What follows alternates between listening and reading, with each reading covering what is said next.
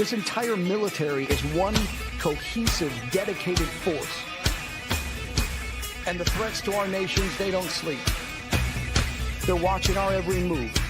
Iran, Russia, China, North Korea, ISIS, Al-Qaeda. They may be watching this right now. Our military should not be mistaken for a cable news gabfest show. We don't care what you look like. We don't care who you voted for, who you worship, what you worship, who you love. It doesn't matter if your dad left you millions when he died or if you knew who your father was. We have been honed into a machine of lethal moving parts that you would be wise to avoid if you know what's good for you. We will not be intimidated. We will not back down. We don't want war. But if you want war with the United States of America, there's one thing I can promise you, so help me God. Someone else will raise your sons and daughters.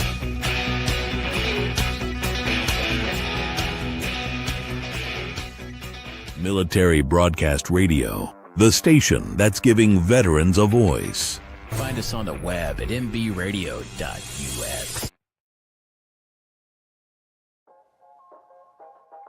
Welcome to the From Pain to Purpose radio show. I'm your host, Eva Fulton. In this show, we explore the incredible journeys of resilience, healing, and transformation. In each episode, we will sit down with individuals who have faced unimaginable struggles and turned their pain into power, heartbreak into hope, and their challenges into meaningful change and finding new purpose in life. Through candid conversations and inspiring stories, we will uncover how pain, whether emotional, physical, mental, or spiritual, can be the catalyst for profound growth and a deeper sense of purpose. So if you are looking for motivation, insight, and real stories of triumph over adversity, you're in the right place. Let's get started on this journey from pain to purpose.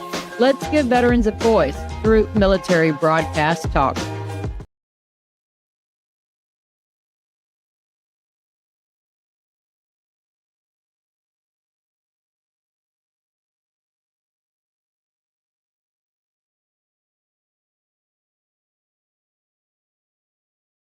There we go. I guess it helps if I hit the right microphone button.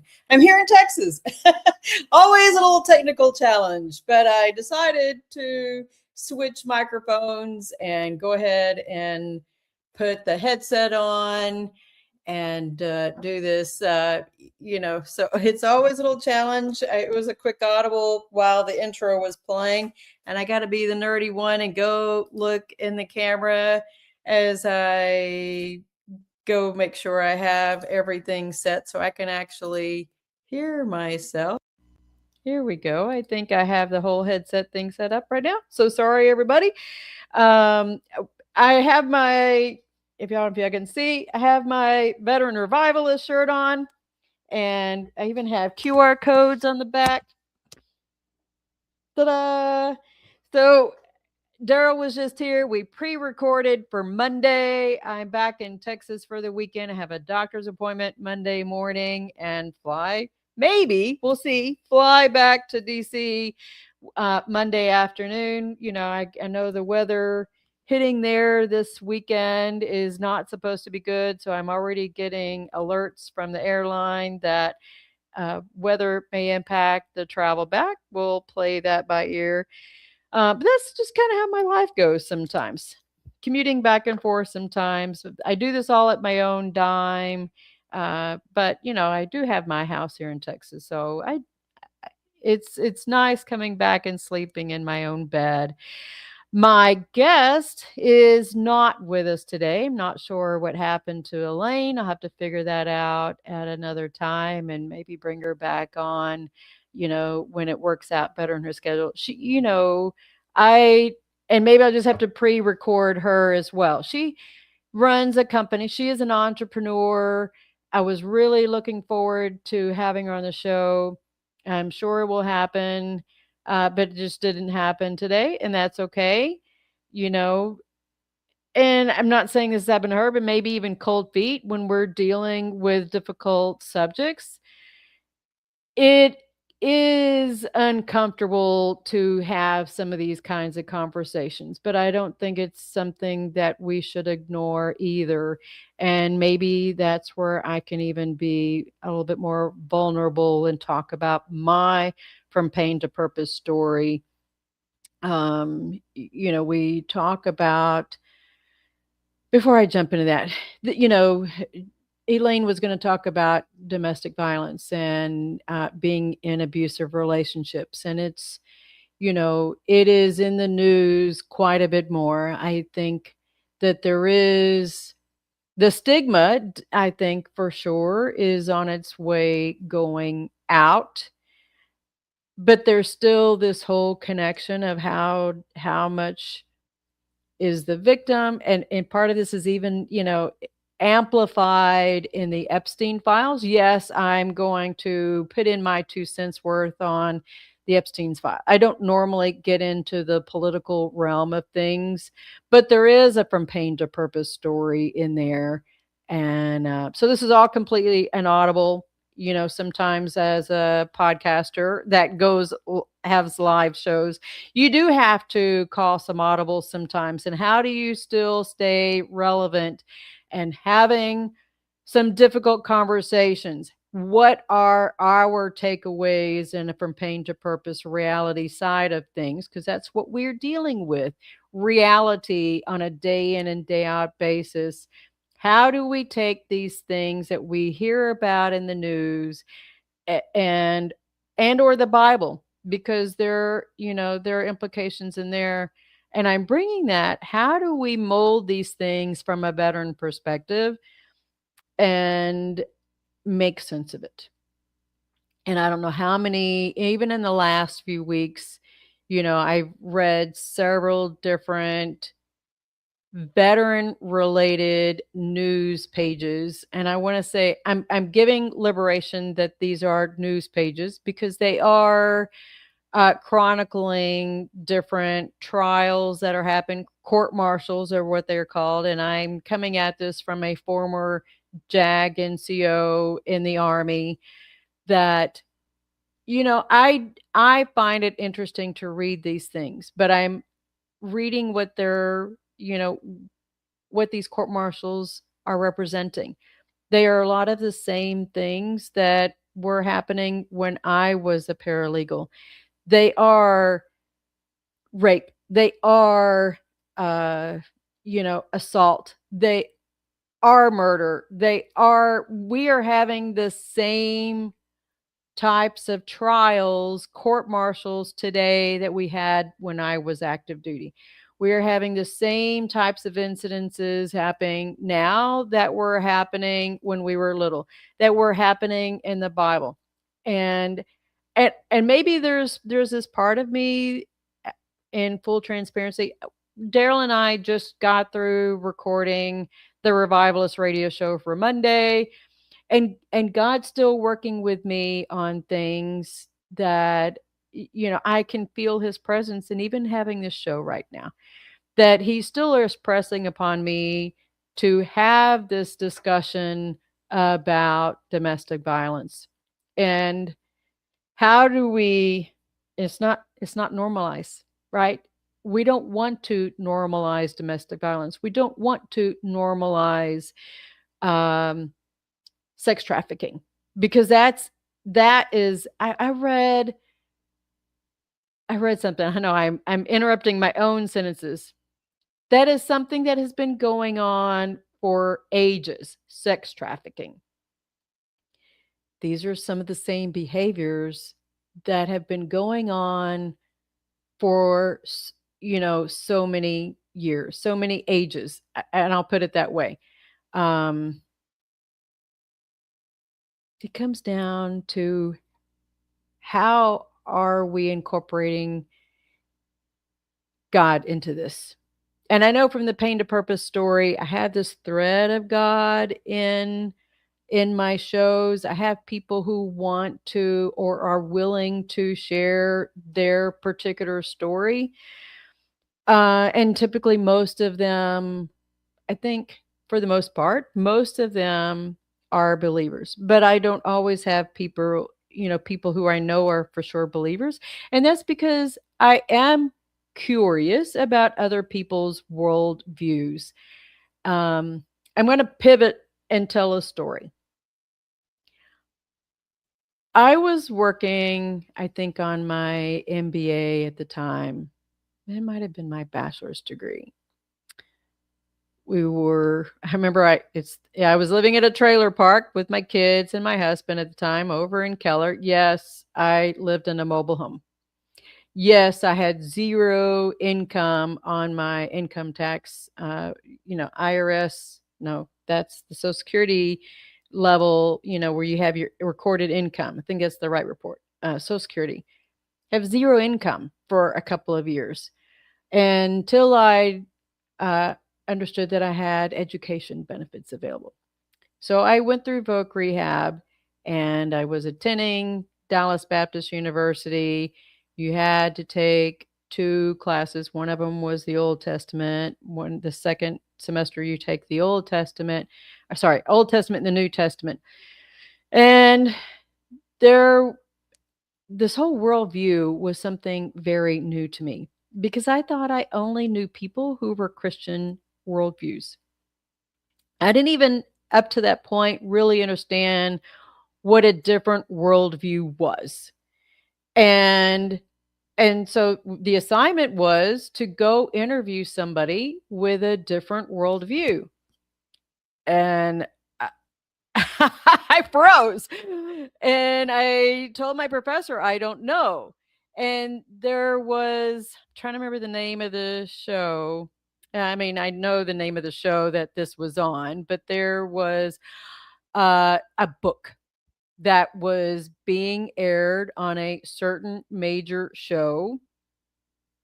It was an afternoon talk show, if that helps you figure out, from a very famous talk show host. And she had this group of book authors talking about this book called The Secret. And God was dealing with me, and I felt a certain amount of turmoil because I had not read the book.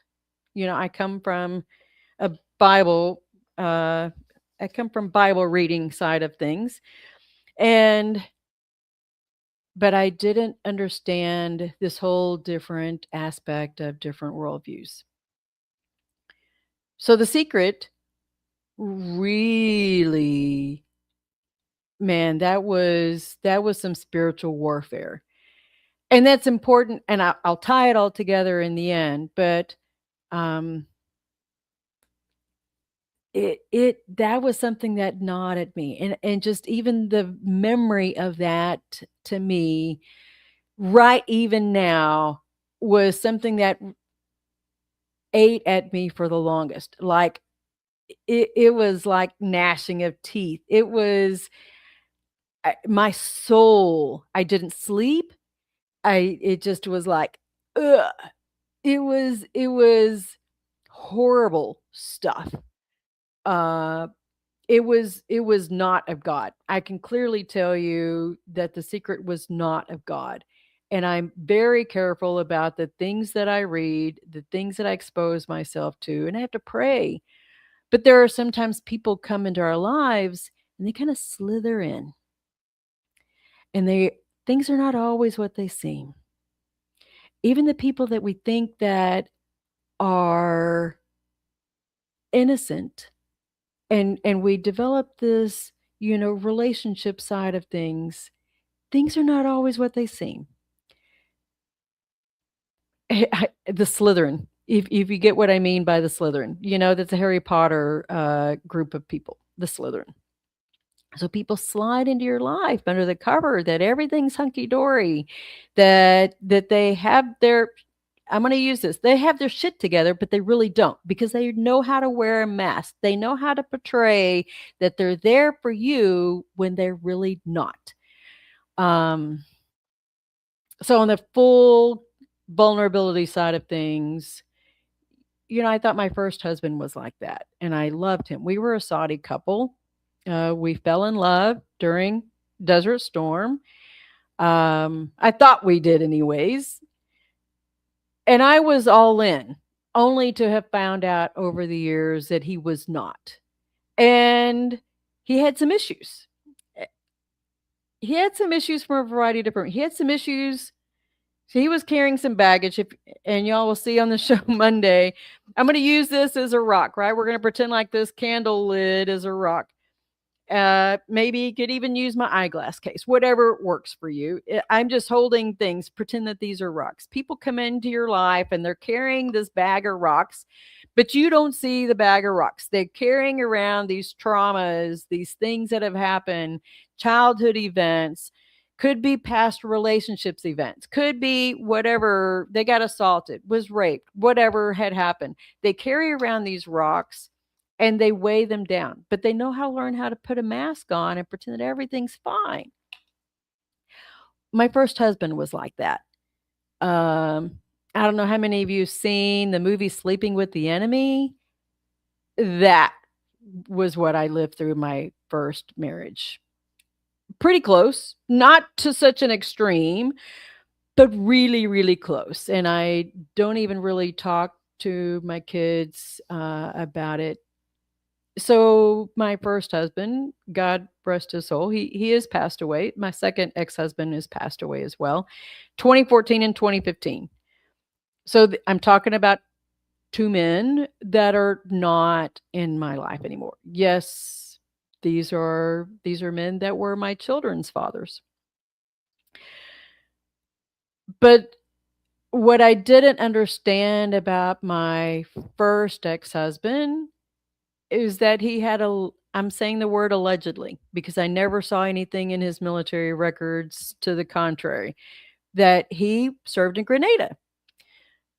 So he had a whole different set of issues that I didn't even know. Back then in the 90s, PTS was not on the discussion. I talked to his counselors once. He went to psychologist, I think it was, in the Killeen area way back when we were still married. And the best I got out of it was he was not dealing with, a full deck. He had, there were some marbles rumbling around in there. And that was the most that I had concrete outside of my own experience, because he did some very weird things. I don't necessarily need to go into it, but he did some very unique, weird things that I didn't know how to. I didn't know how to reconcile, right, as his wife. And the more he did these things, the more my soul recognized, kind of like what I was referring to with The Secret. My soul recognized that this doesn't compute with me. And it ended, our marriage ended with him assaulting me the day after my birthday. I had to call the police and I had to turn. So remember, I worked in the JAG office. That's kind of where I'm going back even with that. That I had to work with my supervisor was a JAG attorney who came to my house and helped me change the locks on my door, that helped me to file the restraining order, who helped me then work with my command that I got on orders and finish the divorce. I got on orders and went to Germany with my two oldest boys. That was I have to breathe. I have to breathe. I have not talked publicly about this.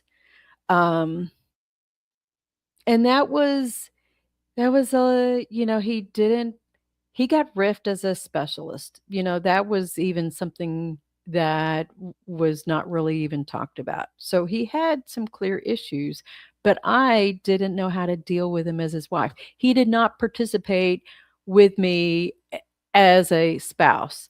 I went through a number of birth problems with both the first and the second son, um, alone.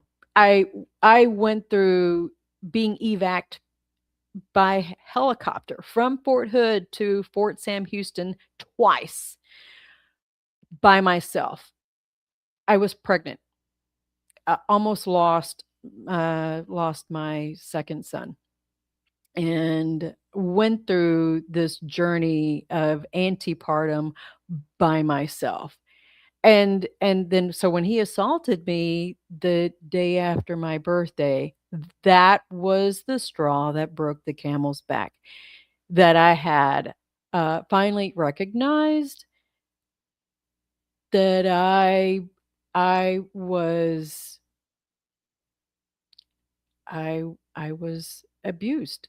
That was marital abuse. And it wasn't until a couple of years ago that one of our former um, one of our brothers who served with us in Desert Storm, actually in our same unit, he knew that my first ex-husband was actually planning on not relocating to Fort Hood with me. He it would have been me and our oldest son. He was actually contemplating just staying in Georgia.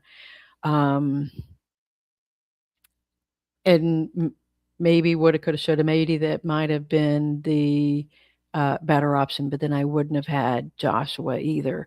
And that was a whole journey. You don't really think about how domestic violence affects you. The hard part being when that happens when you're active duty is, do you have a command that is supporting you versus a command that's not? Because I can tell you that the sergeant major that I had at the time, who was JAG, was not supportive. Not supportive. And this was a guy who was supposed to be a Mennonite. So I'm not naming him. I'm just saying this guy was a Mennonite.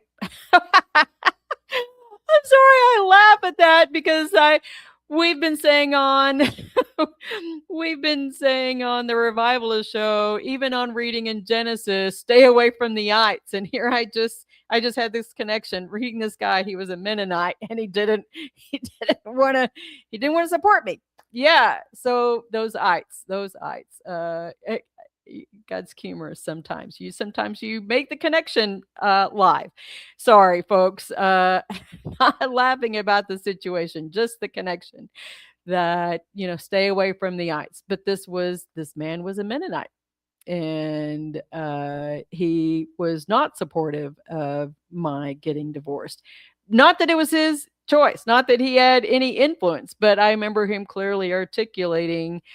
And strangely enough, yes, this was a man, this sergeant major drove all the way down to Fort Sam Houston. I was pregnant. I had spent 6 weeks down at Fort Sam Houston pregnant. I only saw my husband once.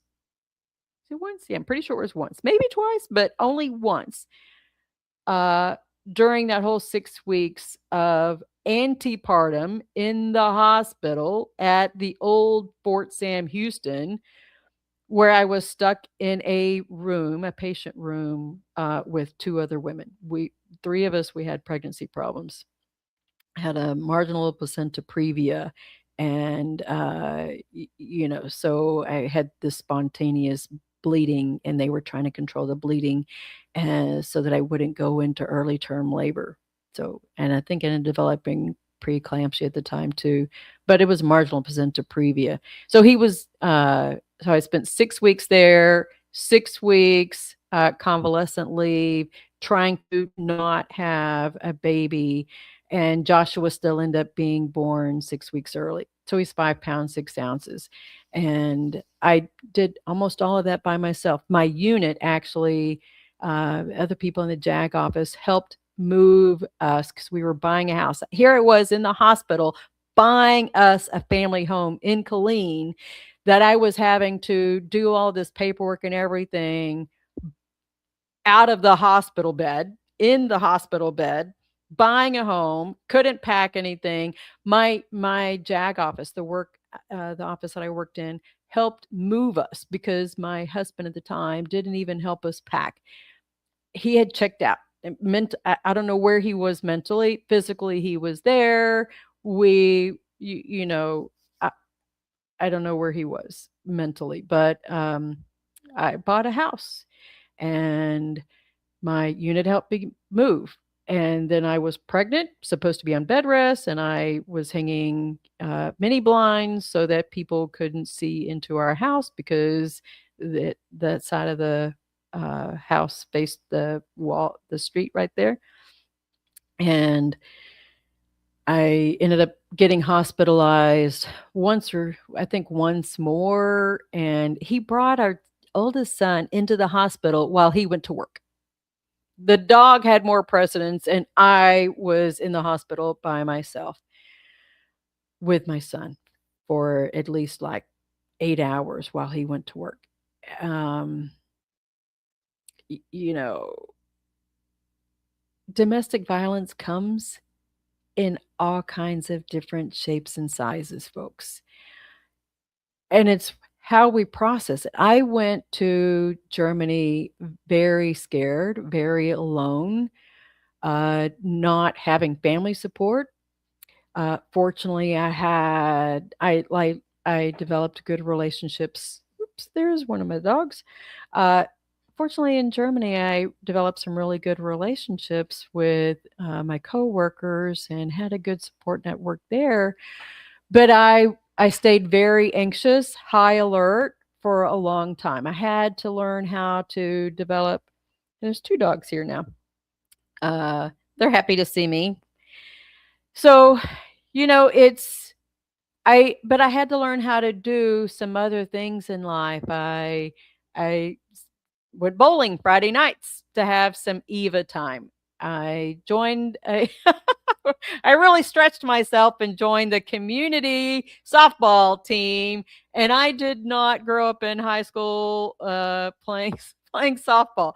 Though I played catcher. I did what I could. I took the boys on trips in the community softball league, and we went hiking. I look back now, man, I was a hiker then too, because I would put Joshua in the backpack and Jordan, we would walk, and we went looked at castles and did all kinds of things. I took them all over the place. I just enjoyed getting out there and staying around there.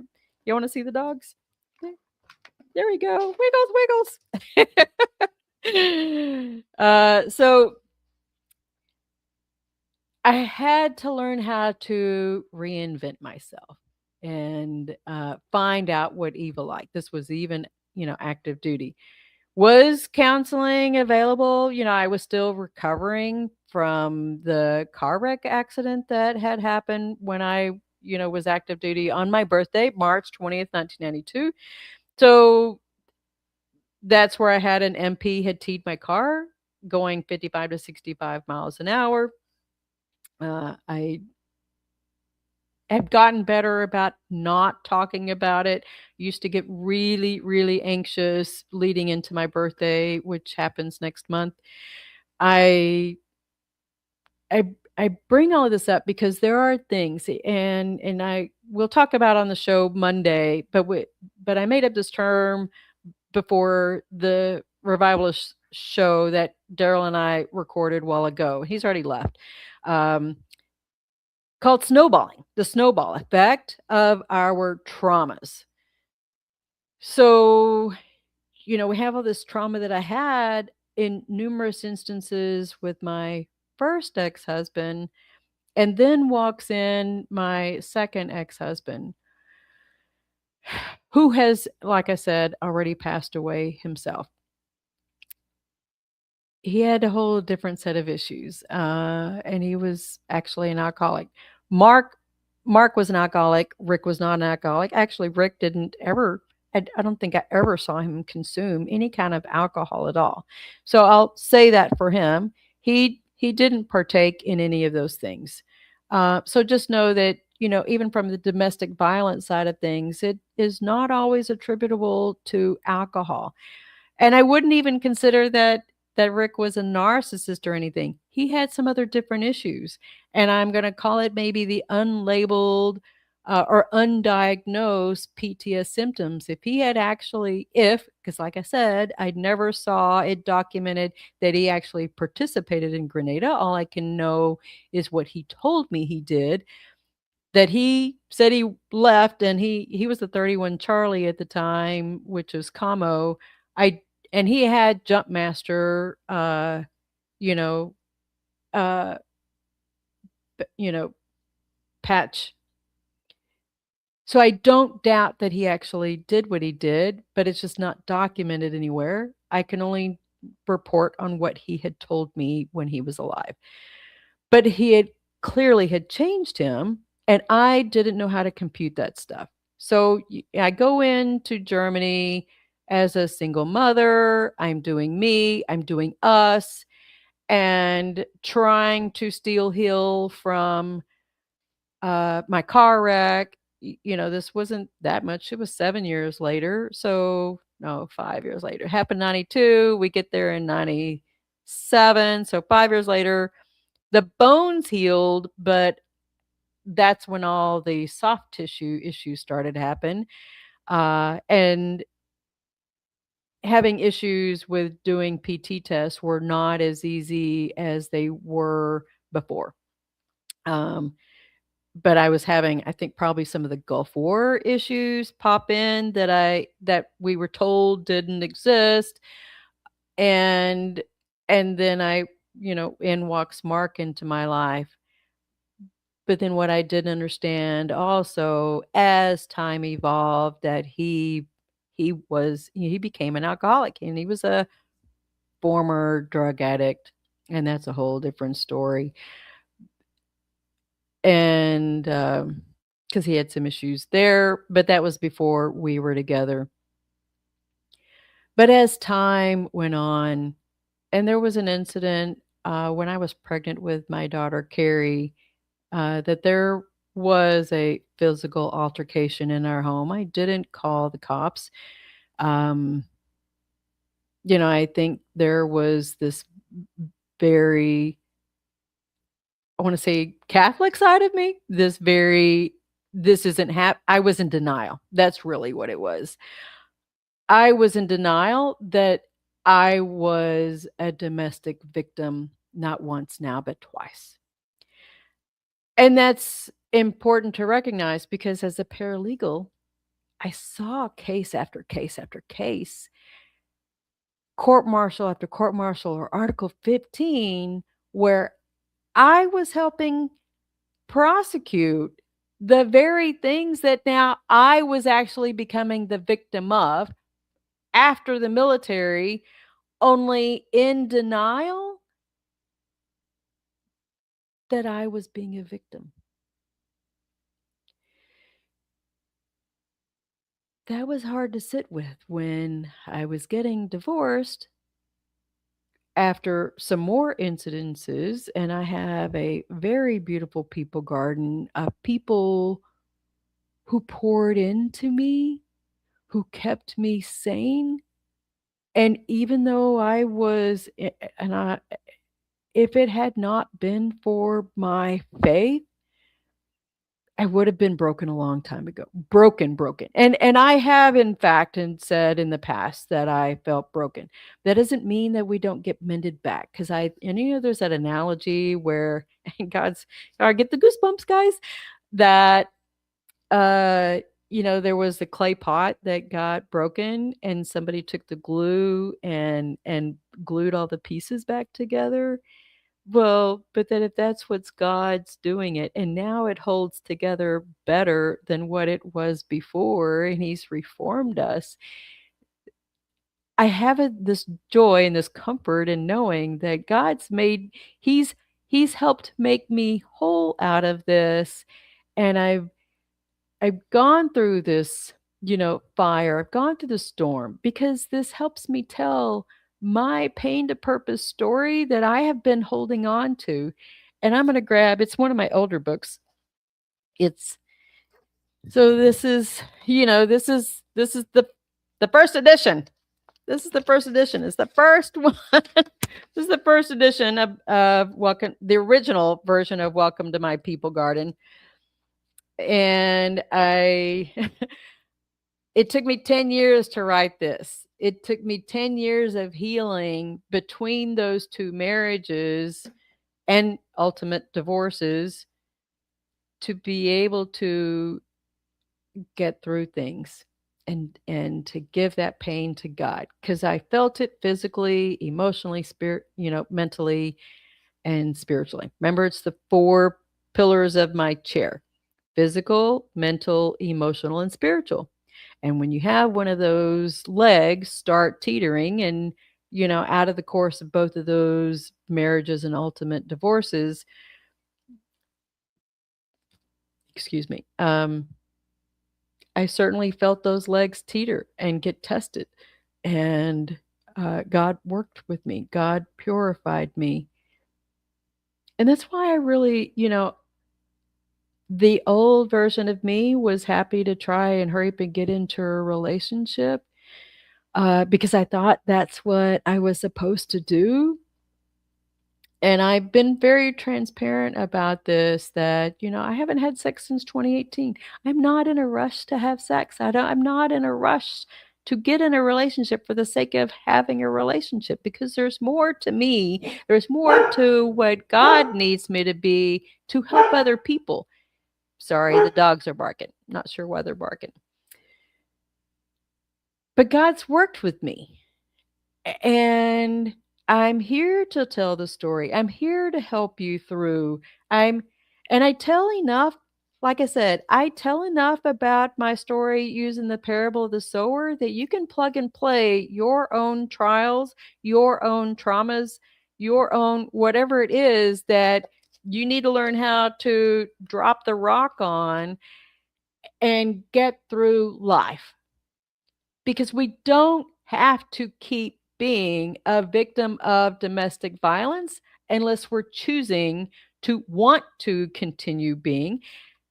And at some point, you're going to have to say, I'm ready to put the rock down. I'm through with that. I don't want it in my people garden. I'm ready to get rid of it because I don't want to own that rock. I don't want you to own that domestic violence rock, because I'm telling you, it hurts. Domestic violence hurts. And if we don't help each other, and this is not something that only happens to women, it happens to men too. I've helped people. I've helped men who are going through and have been going through domestic violence, and they haven't learned how to put the rock down. And it's a choice. You can't put the rock down. We can't let it go. We don't have to keep holding it on. God doesn't want us to hold on to it. I don't care whether it's PTS. I don't care whether it's, whatever sexual trauma, MST that you've gone, anything else any other traumas that you've picked up in the military, or whether you're a civilian and you've not gone through some of these experiences, war, whatever. It's a choice to hold on to the rock, whatever you label it, and it's a choice to put it down.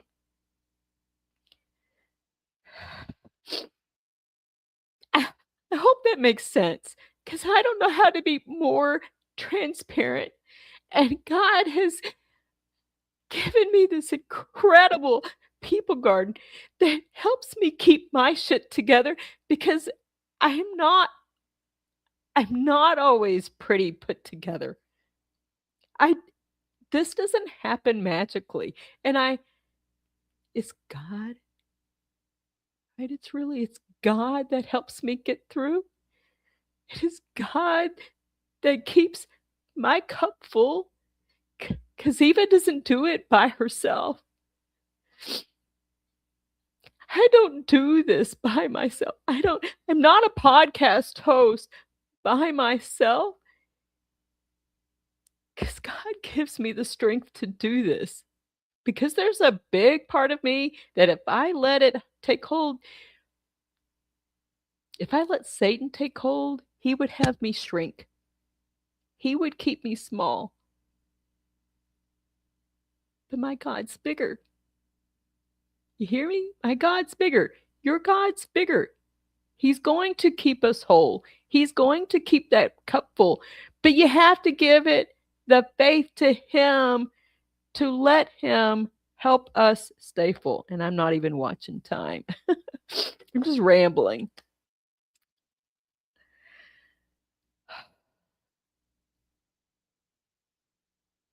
We can all agree, I think, surely, that domestic violence is something that has existed probably for years, eons.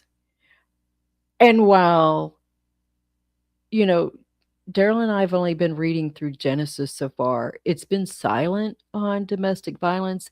But I think, even as it's hitting me right now, thinking about Noah having his vulnerability, the flaws in his character, that he had been, he was drunken and naked on the in his tent, and he was found.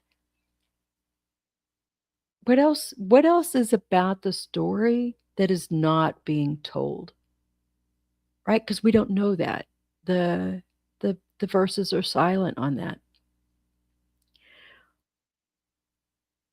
The women in the story are silent in that period too.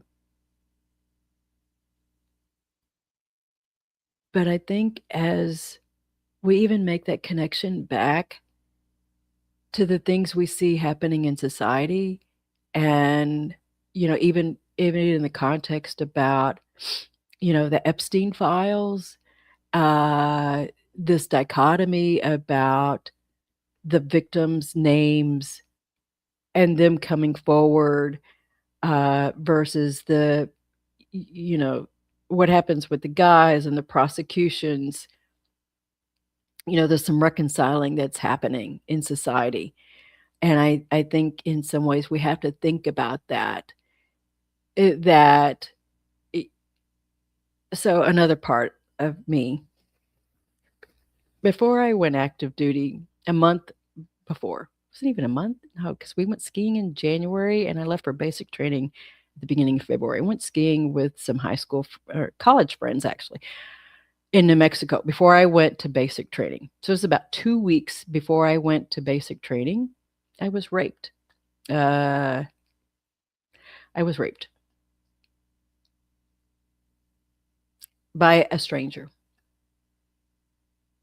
Was there with my friends on this ski trip in New Mexico, and I wasn't originally going to talk about this, but it's another form of violence against women, right? That I went to basic training, and did sit-ups to the stars. That's how I worked through what happened to me in New Mexico.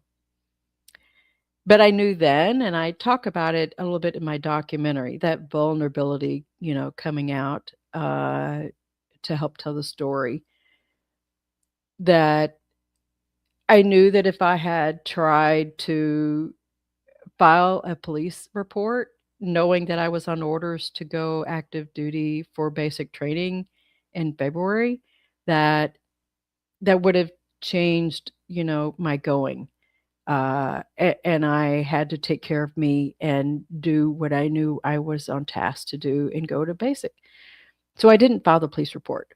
But more also because I knew I had drank. I didn't do any drugs or anything, but I drank. That the trial would have been about what my behavior was doing and committing, and how they were going to turn that against me. I understood that clearly. That was 1988, that society saw things as a way of blaming me, the woman.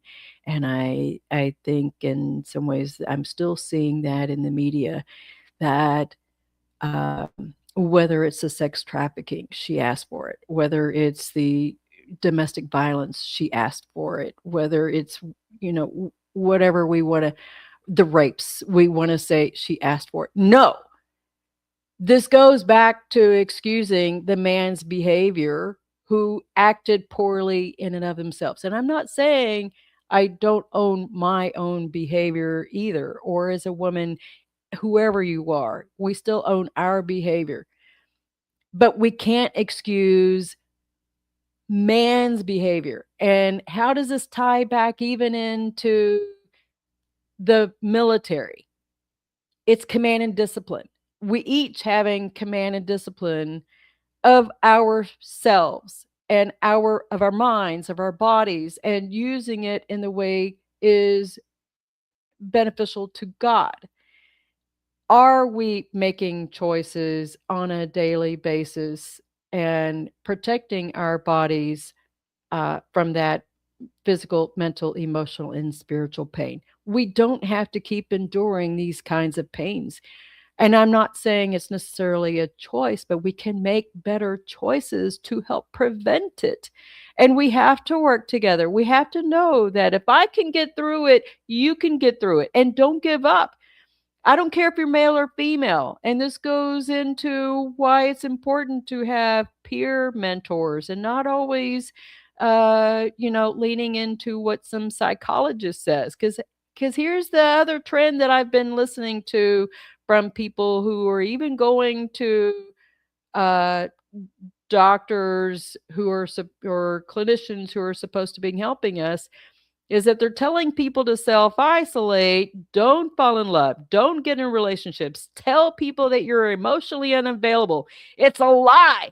People, it's a lie to shut your heart off. God wants us to have loving relationships. He wants us to be able to enjoy the joys of love, just agape love.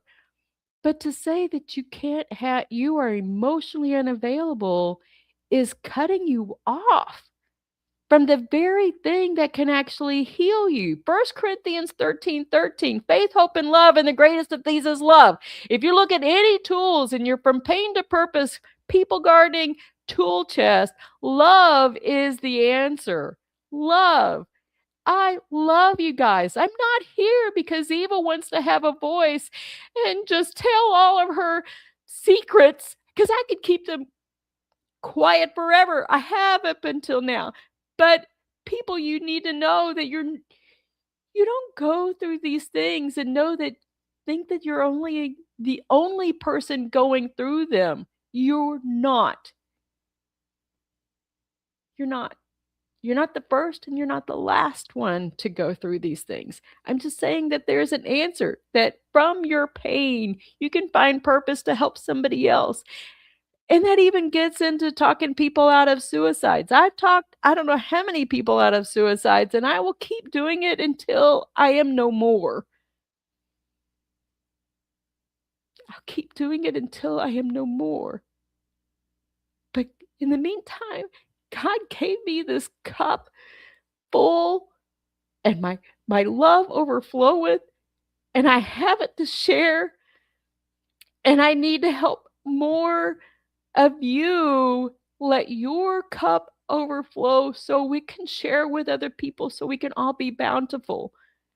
That's what he wants. That's what God wants. That's our From Pain to Purpose story. He wants us to grow. He wants us to be bountiful. He wants the love, and it's a choice. Domestic violence isn't the answer. It's a reaction. It's a consequence.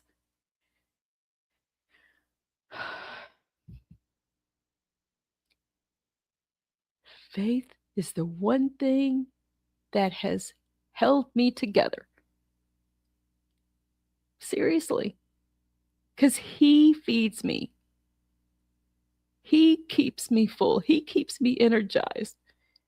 Because it's this relationship here that works, so that this relationship with you guys work, whoever I come across.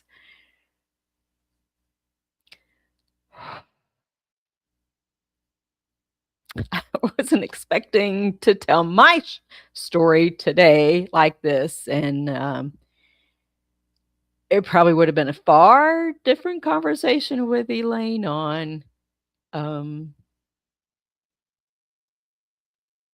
I don't know. I don't think we really talk about domestic violence in a vulnerable way. I didn't seek out a lot of the other legal sources that I probably could have sought out. because that's not me. Uh, you, you know, what are the I have in my book, which is the QR code up in the upper left. If you want to purchase it, I do give half of my. I owe the MBR $10. That's how much I've had in sales so far. But I've offered half of my proceeds, the profit, to go to MBR to support my show, because I do believe in giving veterans a voice and helping other veterans heal. Um,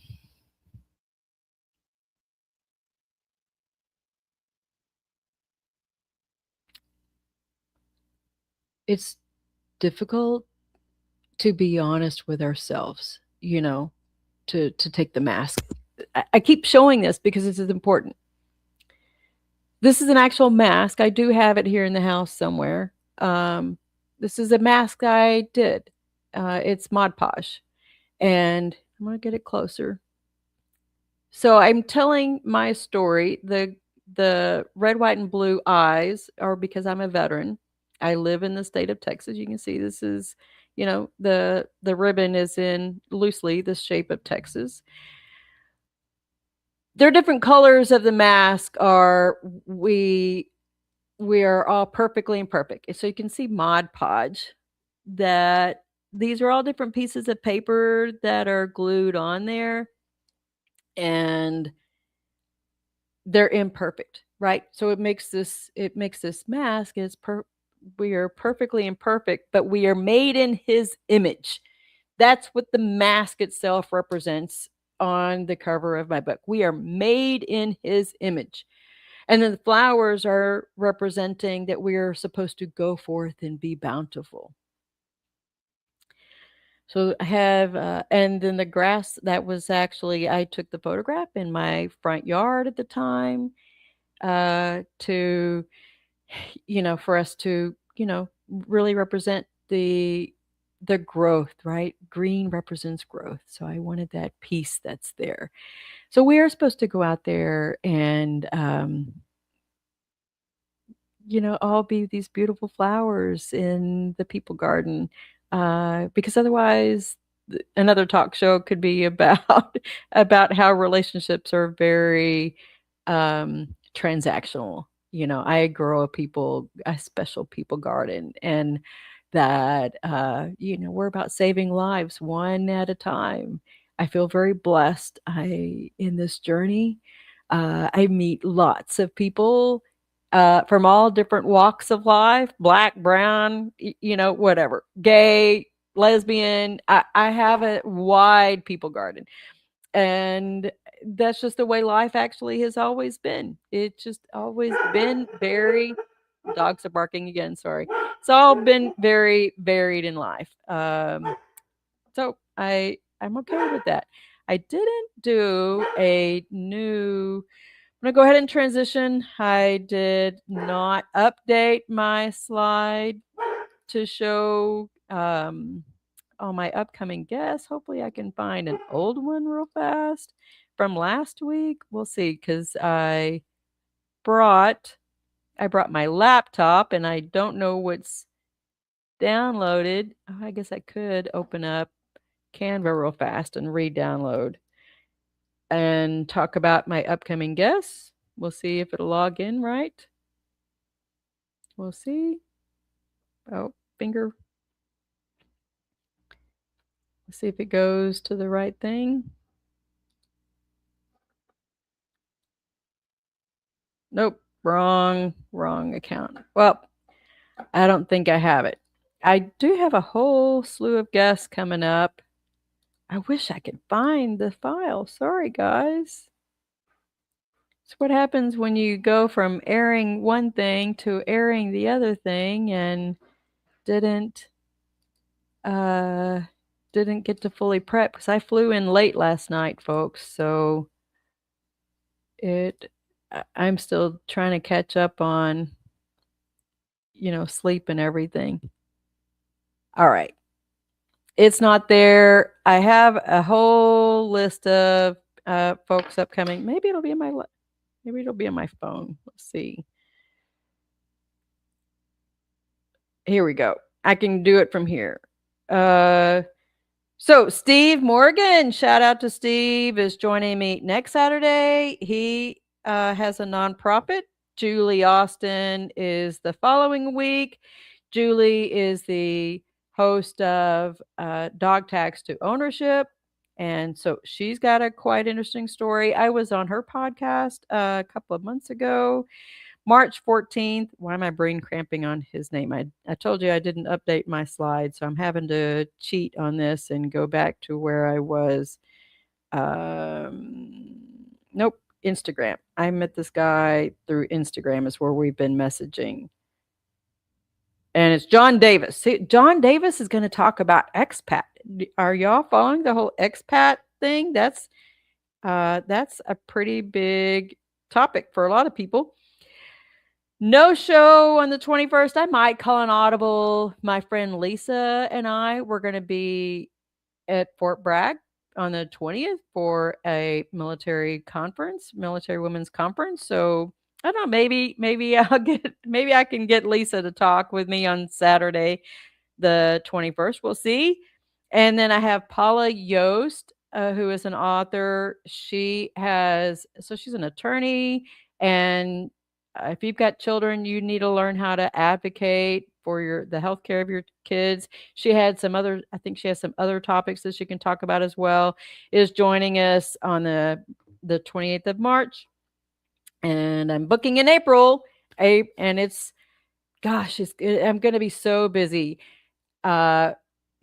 At some point, Jose and I, Jose's show is coming up next. Jose and I are going to talk about something we're both doing exciting together at the beginning of July. It's an event. It's an adult camp. Who knew that happened? Who knew that these things were out there? It'll be great. We did it last summer. I was an instructor and he was a local, kind of part-time volunteer attendee, but we're going to be putting on the class a week long for that. So more to follow with it and some guests. That will be exciting. I think I'm already booking events, this year is going to be epic. Working on, of course, my PhD. I already got the feedback from chapter 3. I got a few things to tweak and I can resubmit it. Because that was not official. So I can now submit it in the doctoral record probably tomorrow after I do the fixes. And then upload chapters 1 through 3.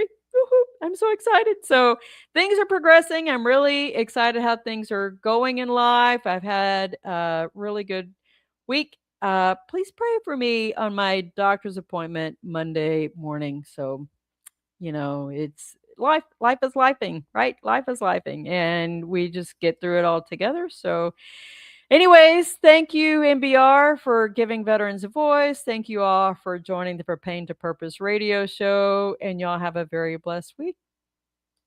Bye. Ladies and gentlemen, thank you for tuning in to Military Broadcast Radio. As we wrap up today's show, we want to remind you that the podcast of today's episode will be available right after we go off the air. So if you missed any part of the show or want to listen again, be sure to check it out. And remember, we're here to support and honor our veterans. Your stories and experiences matter, and we are committed to giving you a platform to share them. That's right. We're here to give our veterans a voice. So don't forget to catch the podcast and stay connected with us. Giving our veterans a voice.